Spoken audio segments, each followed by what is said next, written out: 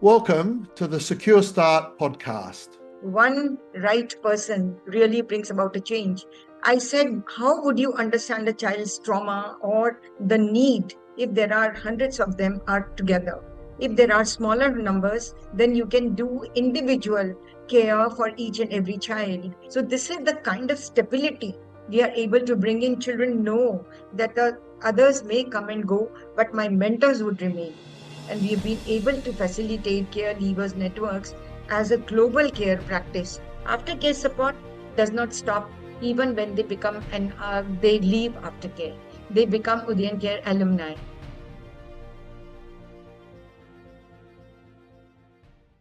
Welcome to the Secure Start podcast. I'm Colby Pearce, and joining me today for this episode is a highly respected figure in child and family welfare in India and beyond.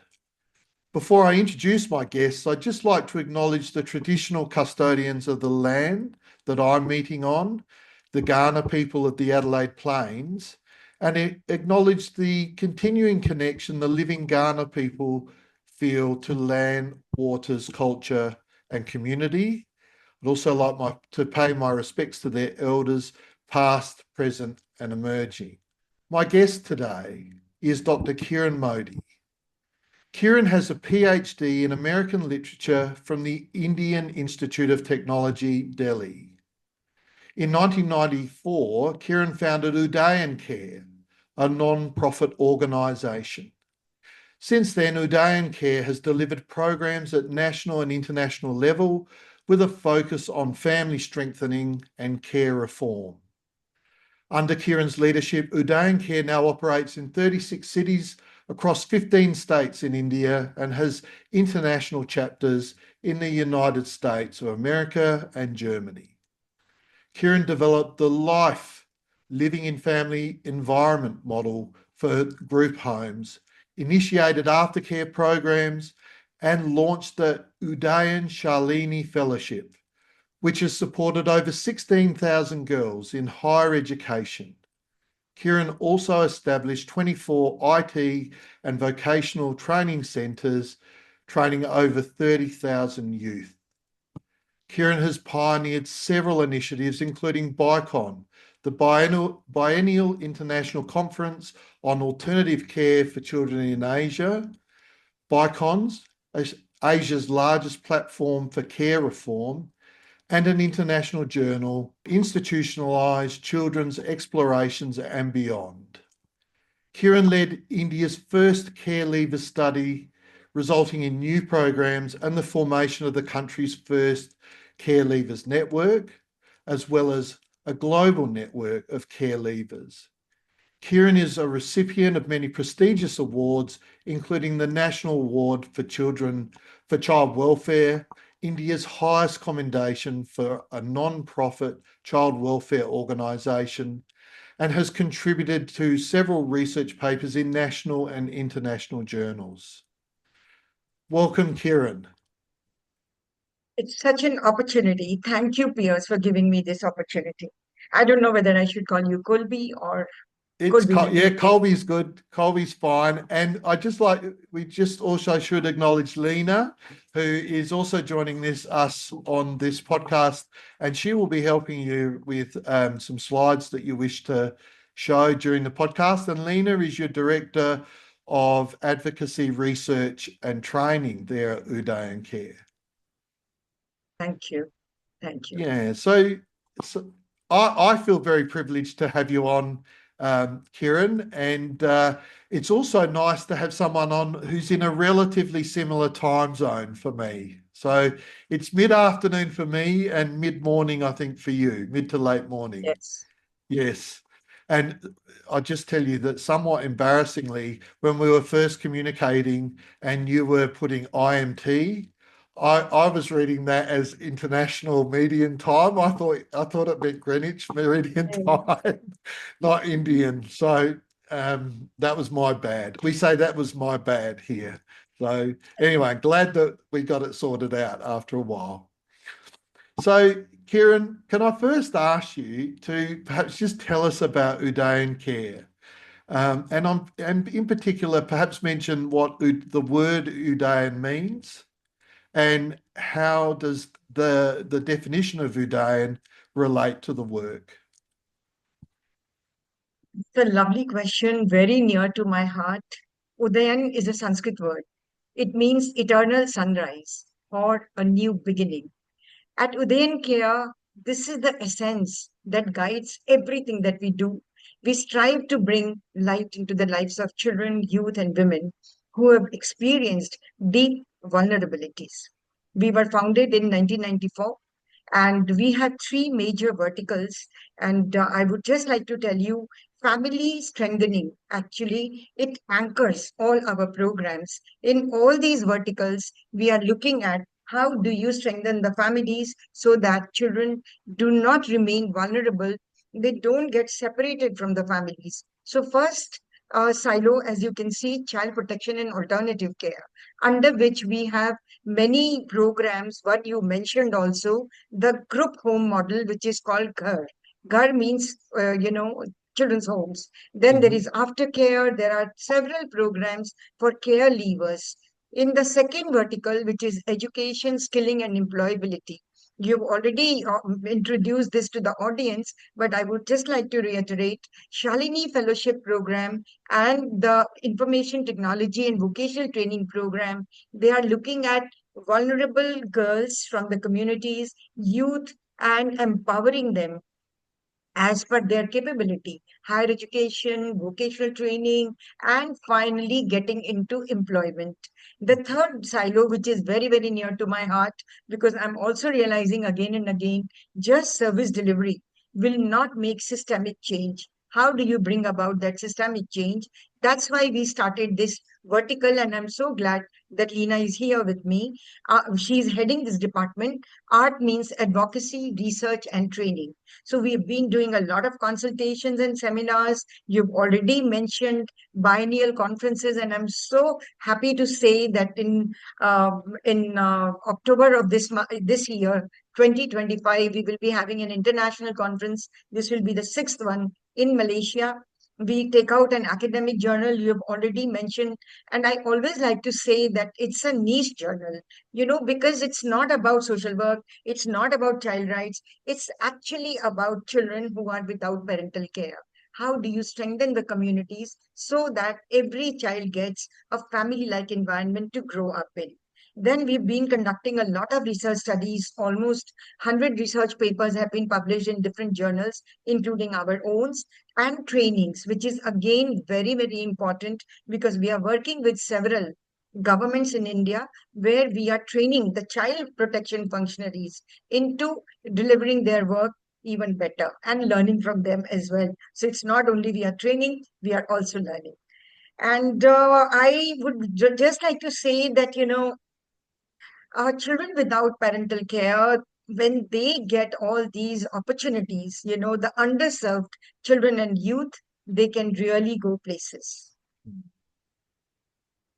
That's lovely. Yeah, it's such an awesome um, endeavor or endeavors, array of endeavors that you're doing for vulnerable children and young people. And I'm very pleased to be able to hear about it today. And you said something in there that is interesting to me, and it's I think it's important to acknowledge that just when you said just doing providing a good service or service provision alone doesn't necessarily bring about systemic change. We do need um, to be doing research and advocacy around the work that we do. Um, and I was introduced to an interesting term by a recent guest, which was pracademic, by Oh, which academic. by which she meant, yeah, being both a practitioner and a researcher, being and Wow. doing, but and connecting that. And her name was Lisa Etherson. She talked about shame containment theory, but it was new to me. And I think she was making the point that. Not only is it necessary, as you say, to do something more than just do service provision, we are the best people to do research in this sector, the service Absolutely. providers. Yes. The practitioner's experience has to inform policy and research. Yes, yeah. So what led you into this work? I noticed you have a PhD in American literature, but you've kind of gone down the um, child and family welfare path. What led you into this work, Kiran? So actually, the life experiences. Um, as a child, I was only 8 years old, and I just can't forget. I was on a very, very busy road full of people with my parents, and suddenly I found myself lost. Mm, And I cried my heart out. And finally, the police took me to the police station where my parents came after some time looking for me everywhere. They were looking so worried, and I was so relieved to find them. This thought remained with me. Just a few seconds of parental separation, it formed my childhood, it informed my childhood, it continued with me in my youth. So I think it was a very powerful experience which really made me understand what do children without parental care go through. mm, And then, a quirk of a fate, I had personal tragedy, and from the world of literature, suddenly I was thrown into the world of reality, and I realized uh, I need to do something. And especially when I found that my son was doing so much with his meager income in America, I really need to take that work forward. And I started thinking of setting up an organization which can serve the underserved. mm, Here, in the initial 1 year, it really took me, I went around to all kinds of causes, at least 150 organizations I visited. In one of my visits to an orphanage, there was a child who just took hold of me and said, "Please take me home." oh, That remained with me. That mm, remained with me, and my childhood trauma of that parental separation came back to me. And I said, "Here is something that I want to do." And that's where, in India, the model of children's homes were always, even the Juvenile Justice Act was talking about 100 children's homes. So largely, children were very big homes, and they were little away from society. Based on all that, and my personal belief in that the family model has to be there, we set up our life Udayan Cars, means living in family environment. That was my first venture into the development sector. mm. Yeah, lovely. And I think such a stark portrayal of the an experience for you of what it feels like to be separated from family, and that extends even to children and young people whose families are struggling with with their care, Yeah, um, or are very dysfunctional. The children still feel keenly um, that separation. Uh, yeah. so you visited more than 100 organisations. I think you said more than 150 organisations in that year before you went down this particular path. And you started out in 1994. And how easy or difficult was it to establish Udayan Care and the work that it did? I would say it wasn't really difficult in the beginning. All you need is some kindred soul who speak to you, who understand where you come from, and just find those kind of people who will support you. So once you built that kind of a support system, and the legalities of setting up an organization is done, and also your cause is very clear, then it's not such a big challenge. But of course, limited infrastructure, low awareness in India about child rights, and especially uh, low awareness about small homes where children could live like a family. So there was a lot of skepticism, and the government was running such large homes. To get a license for a 12 children home was also quite difficult. So I really had to fight it out. But, as they say, one right person really brings about a change. There was this officer in one of the women and child development department. She understood where I was coming from. I said, how would you understand a child's trauma or the need if there are hundreds of them are together? If there are smaller numbers, then you can do individual care for each and every child, and the adequate resources could be provided. So she understood my point, and they allowed me the first license. Then, of course, more licenses came, and we set up 17 homes at one point of time. Resource mobilization, as you know, it's always a constant challenge for any organization. But I think we were really blessed. We have been able to find, actually, I always say the man upstairs, God, he's Mm, there to help us. So I don't have to worry about resource mobilization. He takes care.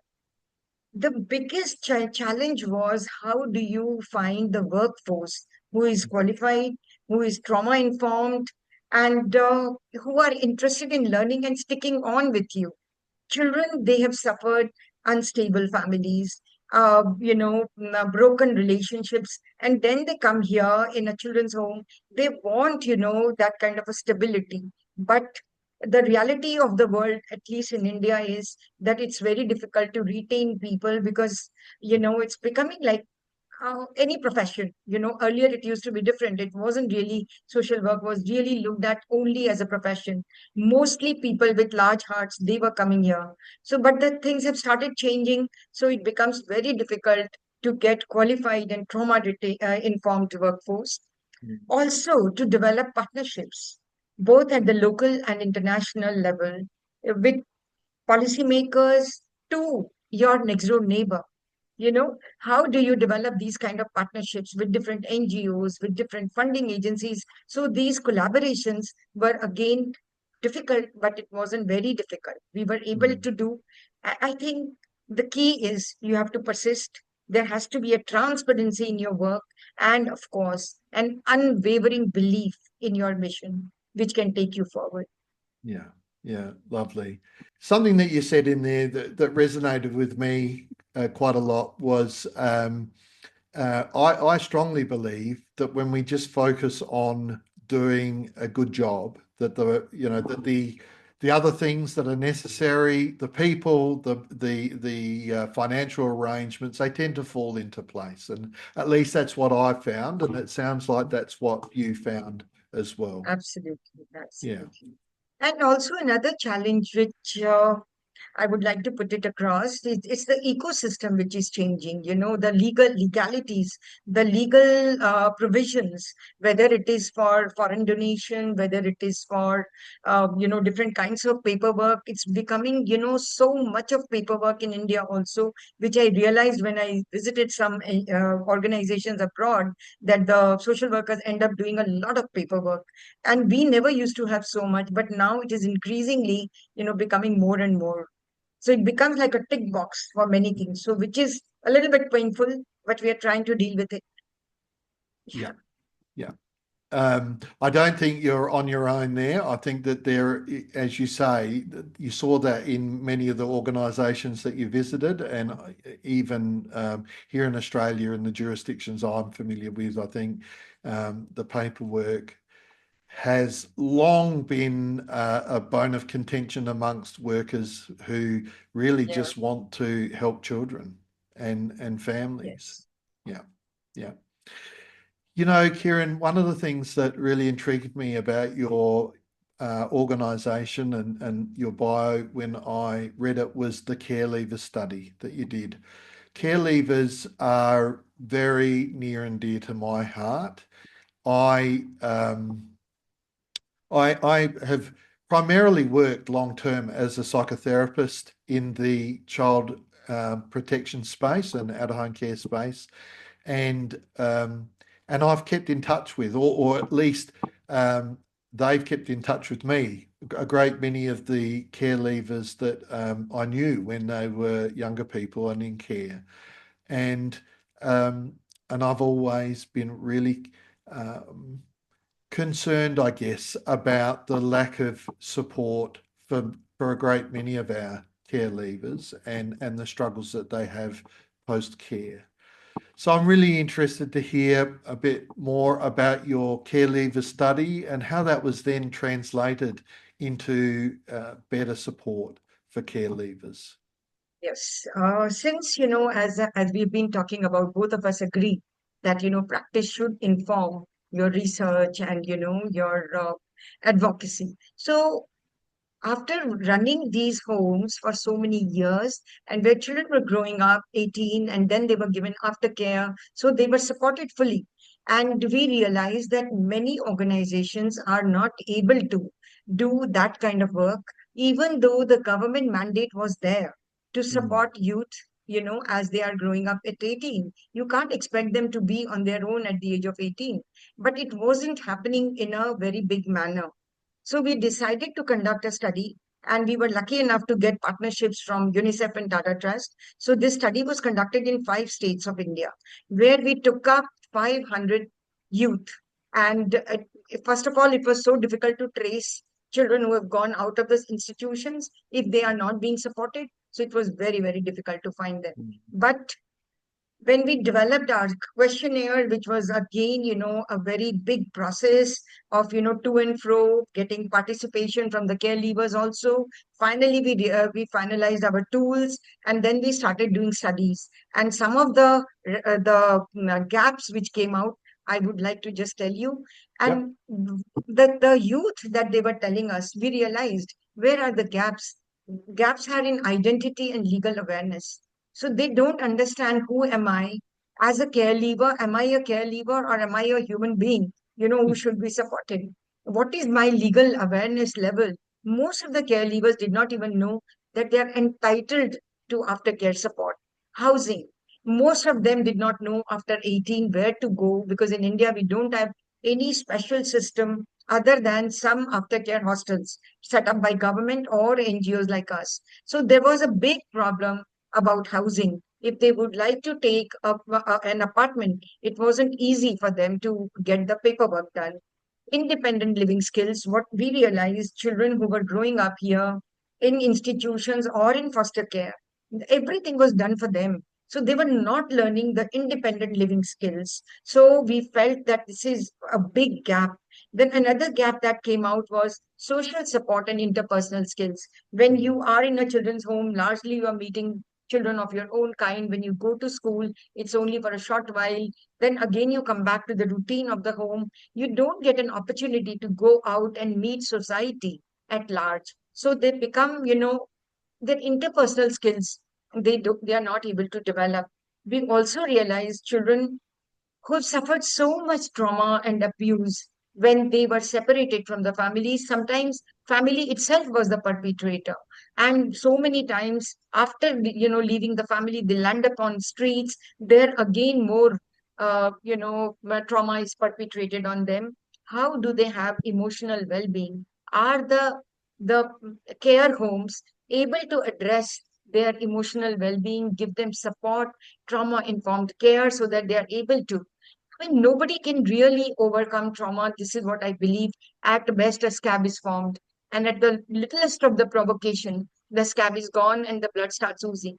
But still, to form that scab and even to inform the children how you can deal with your issues, the coping mechanisms, the resilience, how much is being done, we found there was a big gap.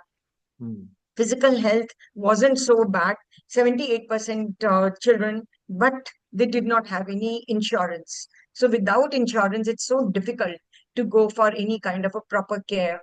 Education and vocational skills was taking a real, back step, because the mm. children, they their education gets disrupted when they leave the family, and sometimes from institution to institution, from one foster family to another, the education system is such that dropout rates increase, and it becomes very difficult for them to cope up. And if you don't have the required education or vocational training, it's absolutely impossible to gain financial independence and to develop a career. So these are some of the things that we developed, and we call it a sphere of aftercare. So we feel every young person coming out of a childcare home or from a foster care, they should be getting support on these 8 domains, because these are, as you can see, these are interconnected. Nothing is standing on its own. You give housing, you don't give others. It doesn't make sense. So it all has to come in a package so that the youth, they are able to sustain themselves and go to the next level in their lives. So you also asked me, how did it support the larger system? So these Mm. recommendations which came out, where three things I would just like to point out, although there are many things, but we also have lack of time. So we were talking in India, for every child in an institution, there has to be an ICP, individual care plan. But at Mm. 18, it has no connection with your care plan which was made for you. It has no, future, because there is no aftercare plan made. So we Mm. very strongly recommended that there should be an aftercare plan for every youth who is coming out of after 18. So it happened into 2023 Mission Vatsalya, which is a government-run scheme. There they are introducing IAP, which was a very big, satisfaction for us. We, in our recommendation, we said there has to be an increased investment on aftercare. They were giving only 2,000 rupees per youth, and 2,000 rupees is so Mm. measly, and nobody can survive on that. So we requested you make it more. So from 19 pounds now it is 38 pounds per month, which is still quite measly, but still, because there are homes which are being provided, so they are able to maintain. We also said there has to be a lot of linkages and convergence between educational institutions, between skilling, ministries, between, all these ministries must come together, and more such, with this convergence, different government departments should be addressing the issues of the aftercare youth. And again, the Mission Vatsalya talks about it. We also said, how do you strengthen the voices of caregivers? Before that, there was no caregivers, sorry, network here.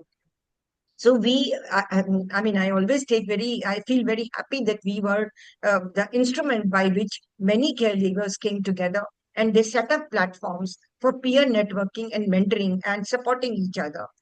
We also talked about that there should be proper aftercare guidelines. Of course, in the law it is mentioned, but without a proper guideline, how do anybody function? So I'm so glad that now state level guidelines are there in many states, as many as 13 states, and others are also developing their own guidelines. So actually, care, aftercare, and care levers is becoming a word which people have started understanding and recognizing.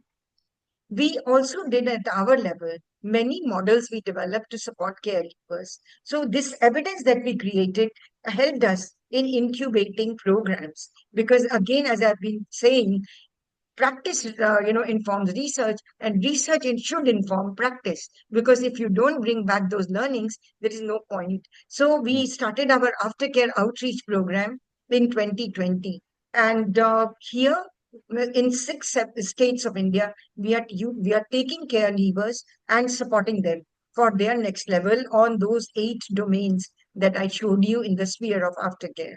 Then we have started caregivers networks, which I've already told you.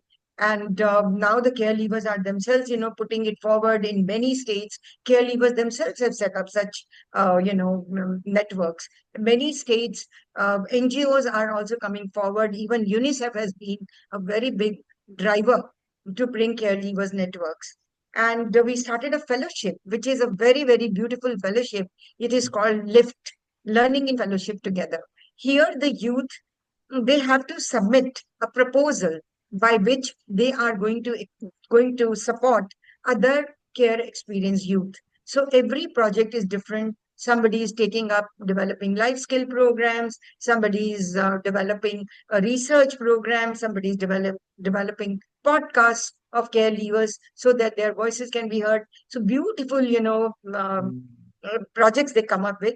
We are also giving a lot of support to state governments, especially on FBAC, family based alternative care programming, which includes aftercare. So these are some of the states: Bihar, Madhya Pradesh, Telangana, and Jharkhand. Mhm. We've been generating a lot of evidence through publications, researching and publishing it. As I told you earlier about our 2018-19 study, Beyond. the one which I talked about. But after that, there have been a lot of researches which we have been publishing in different journals. So, in a way, care levers, we started very, very locally, but we were very lucky that we had other partners joining in, international partners, and we have been able to facilitate care levers networks as a global care practice. So some of Australian care levers are also part of it. We also realized that families need to be supported. If the families are supported, if the children are integrated with the families, why would they leave the families? So we started programs which is called Fit Families Together. It is working in three different localities of Delhi, and where we are working with families so that the children who have been sent back from institutions can get properly integrated. And how do you prevent further separation? So these are some of the programs which actually emanated from the research study. We have already talked about this particular journal, and this journal is doing very well.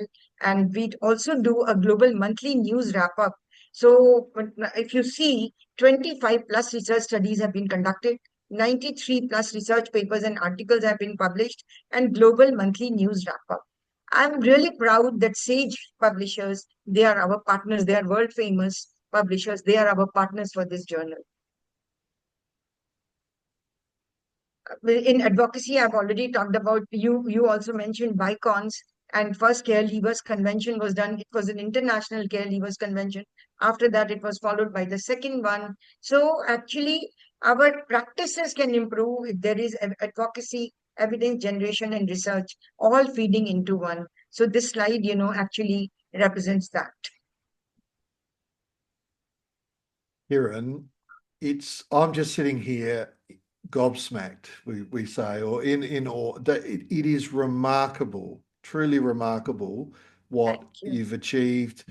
I come from a sector where a jurisdiction, sorry, where sector organisations and sector supports are very fragmented. And seeing what you're doing in Udayan Care, in terms of providing a therapeutic family environment for children and young people who are separated from their parents or can't reside with their parents for whatever reason, through to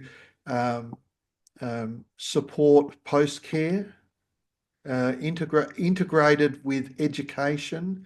We Yeah, know everywhere that education is one of the absolute keys to rise out of poverty, but also for our children and young people to have normal lives post care.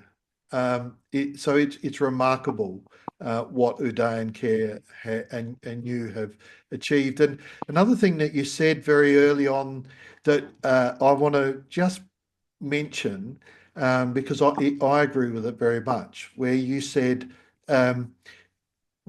children don't get over trauma.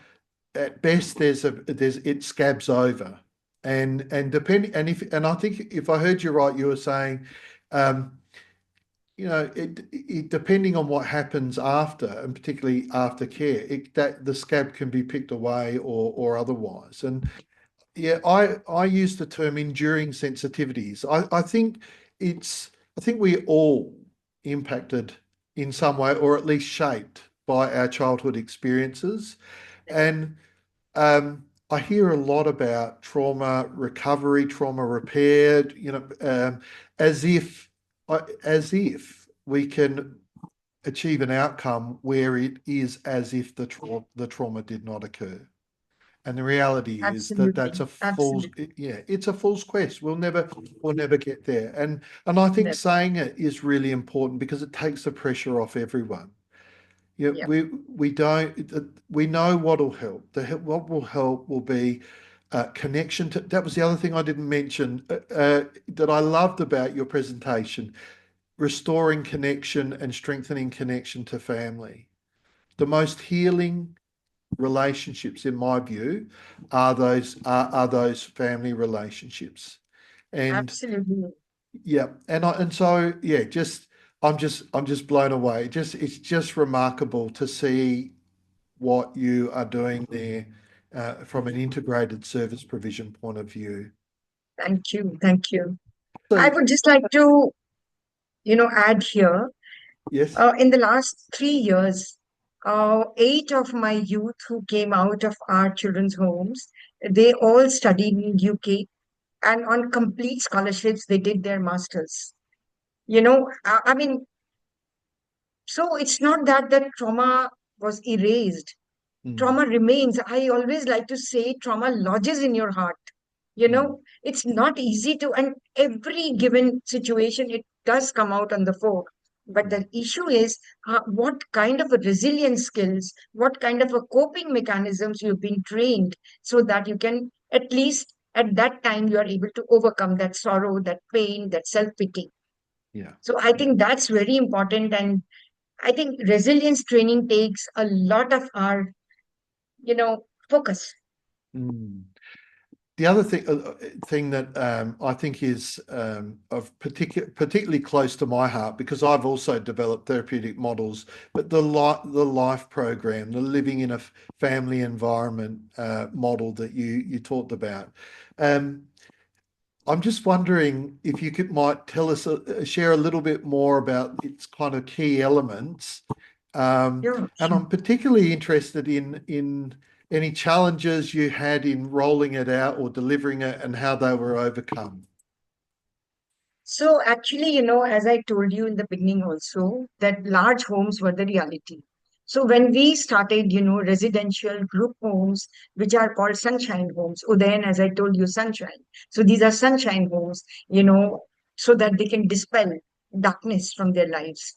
So we developed a strategy which is called life, living in family environment.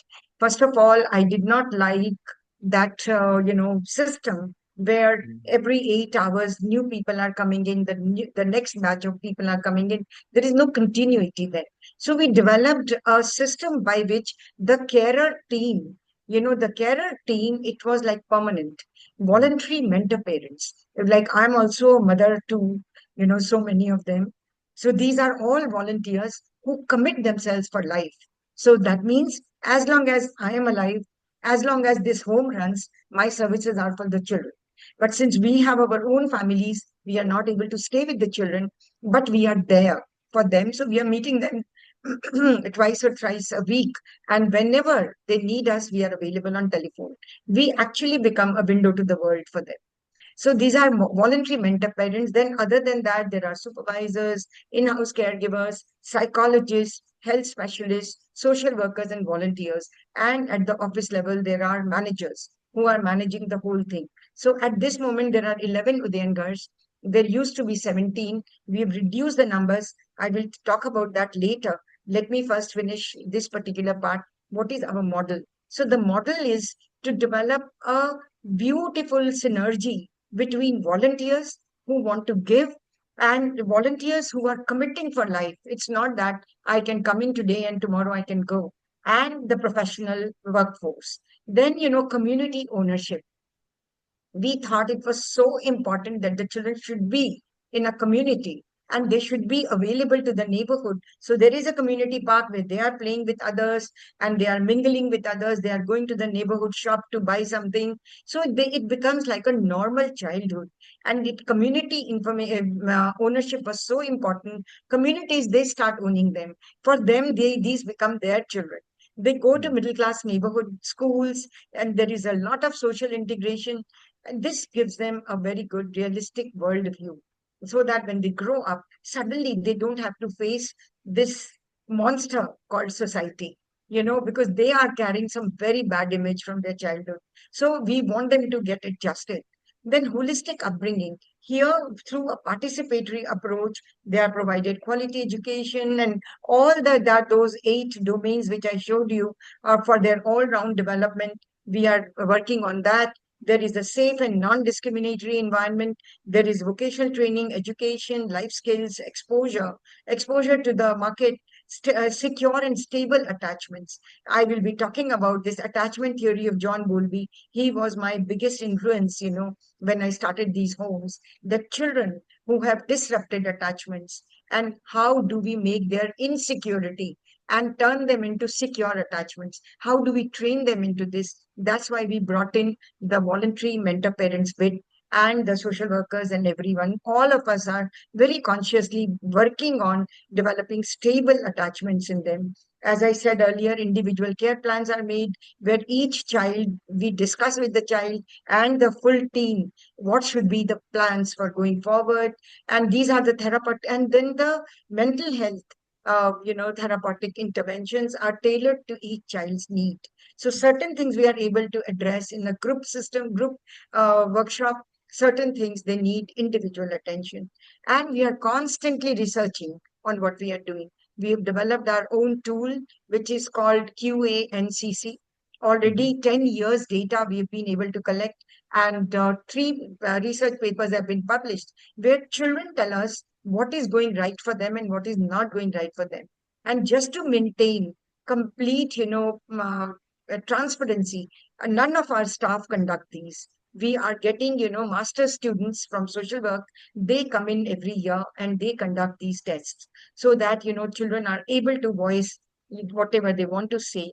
So trauma informed care approach is very, very strong, and we do continuous training of our staff. The staff is, quite fast rotating. So we try to retain the staff. We try to, train the staff into trauma informed care. And our ultimate aim is that the environment of the home should be trusting. The child should be able to trust us, should be enabling and stimulating so that they are able to become productive citizens of tomorrow by giving aftercare support. Aftercare support does not stop even when they become they leave aftercare. They become Udayan Care alumni, and we continue to handhold. I'm very happy to say more than 2,000 children have come out of our homes, and we've got at least 100 children who are married without our support. Wherever they needed our support, we were there to give them away in marriage. And we have got more than 70 grandchildren in the family. And I must say about the mentor parents, we are 29 mentor parents who are looking after these children like our own and long term. Dolly Anand, I mean, she really brings me so much joy. Now she's 84. She joined me when she was 60. Oh Even my at God. the ripe age of 84, she goes to the children's home, talks to them, makes them, see the sense, and, discusses things with them. So this is the kind of stability we are able to bring in. Children know that the others may come and go, but my mentors would remain. So that's a very big feeling, of stability and security for the children. So this is our therapeutic model. It's remarkable. I I was just I was kind of blown away at the voluntary mentor parents, and um, what a remarkable thing to do to provide, because you're right, in any jurisdictions there is always mobility of professionals, but to have that stability of connection through those voluntary mentor parents. And I guess they get you're one, you were saying, Yes. I guess you get so much joy out of that as well. Oh my God, you've said the same words which each and every mentor parent says, because there is no monetary outcome for them. It's only sheer giving. So whenever you ask them, you do so much, what do you gain return? They said, what can we give them? The amount they give us back. Yeah. Their love, their trust, just to, I mean, Lena here, she has started working so much with the aftercare youth, and all of them have started calling her Mama, Mama. And they go and land up at her house, because they know here is this Mama who will be available to me. So I think this kind of a feeling is so important for children to have that secure base where they can turn to. And I think it is. Yeah, absolutely. Sorry, I was still thinking about the mean. It just gives your life so much meaning to be giving to Absolutely. vulnerable young people who otherwise wouldn't have. these wouldn't necessarily have these stable and lasting connections that are so important for their growth and development. Um, Absolutely. I could do a whole podcast with you just talking about the voluntary mentor parents, I think, and their relationships with the children. But sadly, we need to move on a little bit. And my last question to you, before I give you the opportunity to ask me a question, if you like, but my last question to you is, what advice would you give to um, an organisation that is trying to implement a model of care? So, these are some of our ideas that we've been using. Uh, how do you integrate children in institutions back into families Mm, and prevent the separation? So, and unless you keep that mental health perspective on the top of your priority, you will never be able to do the justice. It has to be a strength based framework. So what we do is trauma informed care, and my advice to everyone is you have to bring in into your system of working and training the staff, letting the children know you have suffered trauma, there is no problem in that, we can still move on. And mm, tenets of Bowlby's attachment theory. How do you develop secure adult interpersonal relationships? This is why, as I told you, mentor parents, I know it's a very difficult system, and it's not easy to find this kind of a lifetime committed people. But I always say, if we could get them, I'm sure out there, hundreds and hundreds of them. You just need to mm, be on the lookout. You need to provide opportunities. People would be coming. They would be willing to get trained.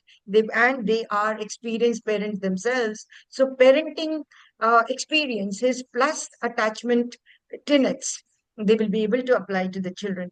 We also believe a lot on Erickson's psychosocial theory of development, the 8 stages. So we keep on training our staff onto these stages unless you understand where the crisis is and you are able to resolve it and go to the next stage, otherwise you will remain there. So it's mm, very important for all the organizations who are working with children, at least in my mind, to have this kind of a developmental approach. And we have placed our children right in the midst of the community. So when I found Yuri Bronfenbrenner's ecological systems approach theory, well, I was blown away because this is exactly what we were doing without, naming as microsystem, mesosystem, exosystem, mm, macrosystem, or chronosystem.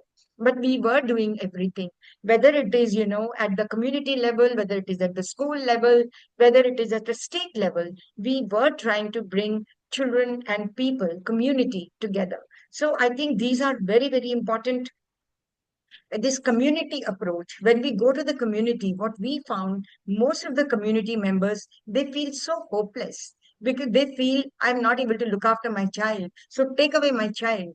How do you convince them that you have enough strength in you and you can look after your children? So I think, even something as simple as genogram, you make them remember who are the people around you who could be, your partners in bringing up your children. What are the assets available in your community, in your area on which you can impinge upon? I think for any organization, it's very, very important to keep these in mind. Then, as I've been saying again and again throughout, that building resilience, improving coping skills, emotional and social well-being, make them into a social person.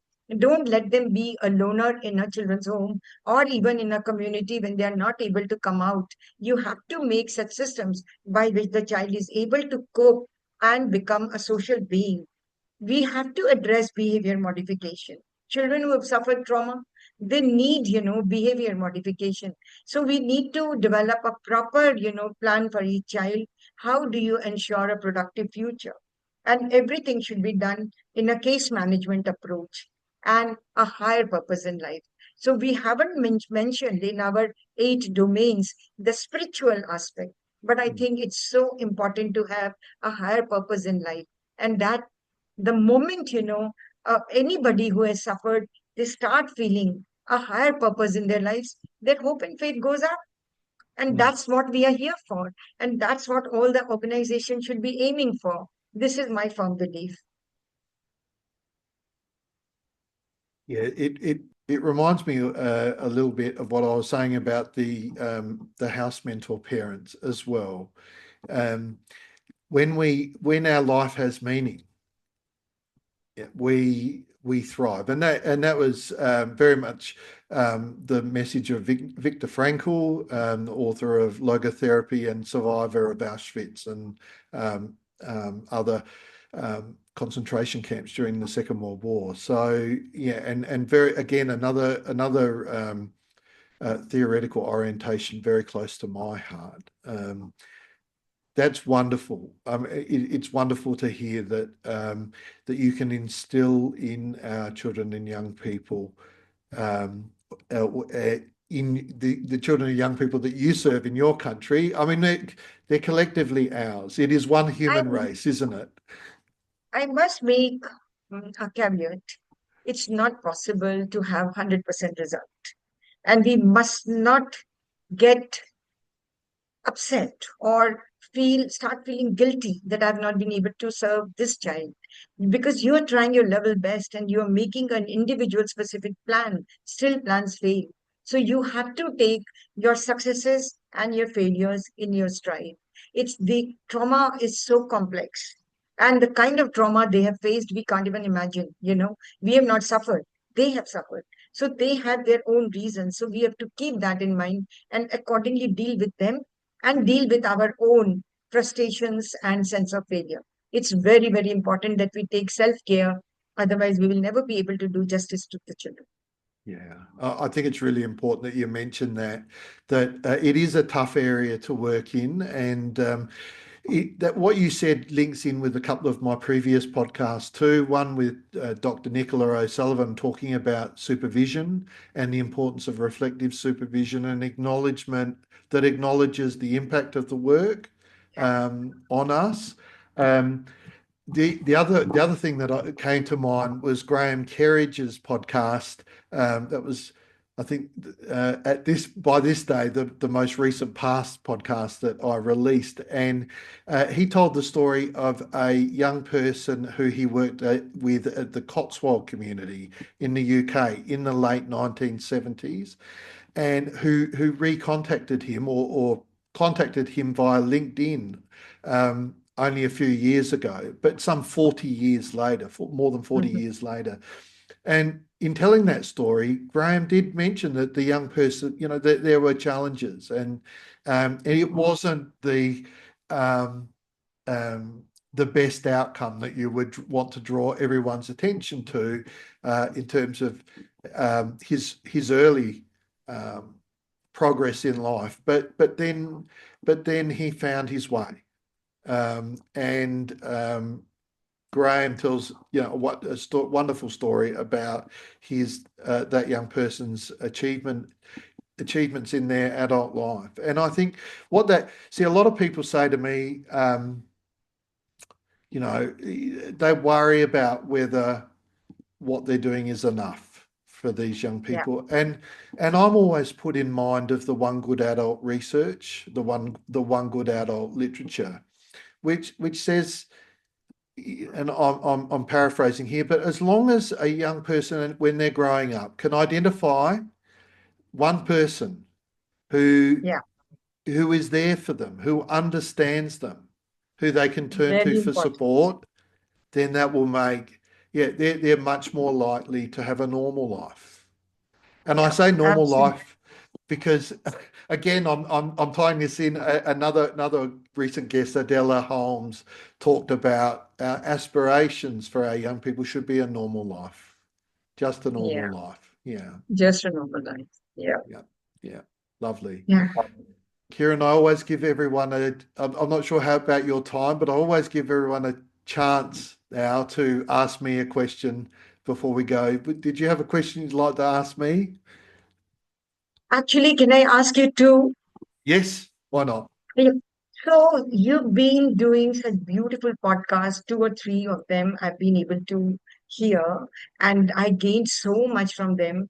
I want to understand from you, what is one surprising or transformative insight you would like to quote after meeting so many people who are practitioners in this field? You are speaking to people from around the world. One surprising and transformative insight which you were not exposed to earlier. This is my first question. And the second question, in the AI world, how do we manage, the learnings that we are making, and how do we maintain children's confidentiality and safeguarding concerns? These two questions I have for you. Well, I always pride myself on being able to answer questions without notice. The second one on AI, I have to say I don't know with that one. I think the AI, the technology, the AI field is just developing very quickly, and if you don't kind of stick with it, it leaves you behind very, very quickly. And I had Catherine Nibbs on, I think was podcast episode 4.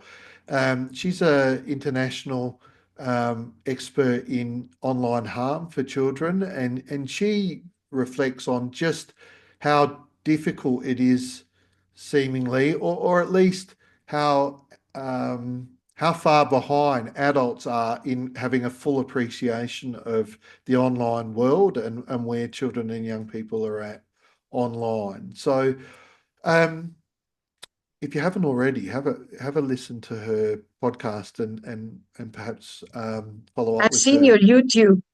Aye, okay, yes. Um, so sorry, unfortunately, all I can say is I don't really know the answer to that. What I do know is that we need to educate our kids. We can't our young people about what's out there. We can't restrict it, because children who come from deprivation, apart from it being totally unfair, um, they respond very badly to further attempts to restrict. Um, and also, um, being overprotective and restrictive in that way will mean that they will feel different to their peers. In terms of what I there's been quite a number of insights. The things that have really stood out for me have been the importance. Well, I came into doing this very much of a mind that you need to have time. You need to take time to think about what you're doing. If you Yeah, don't take time to think about what you're doing, then your work becomes very heartless and procedural. And with regard to the heartless point, I think one of the things that I've been talking about with a number of guests has been the importance of acknowledging the impact of the work on us, and being aware of um, our own capacity um, to perhaps not provide the best level of care because it's uncomfortable for us because of some aspect that it brings up for us. So I think I think that addition to what I was already coming in with about thinking about care, I think thinking about the work we do, thinking about the impact of the work we do and where our blind spots are. Nicola O'Sullivan talked beautifully about this in podcast number 3. Um, but you know what? uh, It's it can sometimes feel isolating working in this space. You it's very nuanced, it's very specialist, and you can't just talk to anyone about the work that you do and for them to fully understand and get yeah, where you're coming from, what your experience is.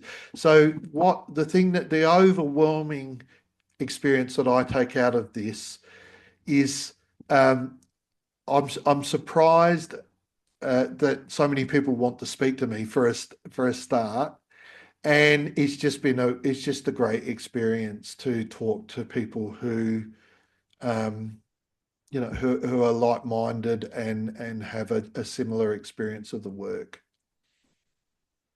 Great. Thank you. Thank you. There's so much of learning here. Yeah. Well, and thank you. Look, it's just been wonderful to have you on board today, Kiran. Um, Perhaps can you just tell people, our listeners, where is the best place to access more information about Udayan Care? Yeah. So we are headquartered in Delhi. And as you said, we have expanded our wings to almost every part of India. And the website is there, www.udayancare.org. O-R-G. So people can always find us. They can find me, Kiran Modi. I'm on LinkedIn. I'm everywhere. So they can find me. I'm always available. Mm. I'll put those links on the podcast. Um, Yeah. the audio and the video that's on YouTube. Look, Kiran, again, thank you very much for appearing. Um, I, I'm going. My plan at the moment is to listen back to each of the podcasts that I'm doing um, in a little while, and write down all the questions that I would have liked to have asked you today, but didn't have Yeah. time. It's scheduled to do that. So I wonder if you would be happy for me to recontact you at some later date to ask you a few more questions. Absolutely, more than happy because it makes me also reflect. And like you said, you need time to reflect on what you're doing. I'll Yeah. be more than happy. And especially, our transitioning from the institutional care model to the family-based care. Today, we didn't have enough time for that. No. I would really No. love to talk about that. Yeah. Thank Yeah. you. Thank Yeah. you. Absolutely. All right. Well, thank you, and all the best to you. And I'll speak to you another time. Yes. Thank you. Bye. Yeah.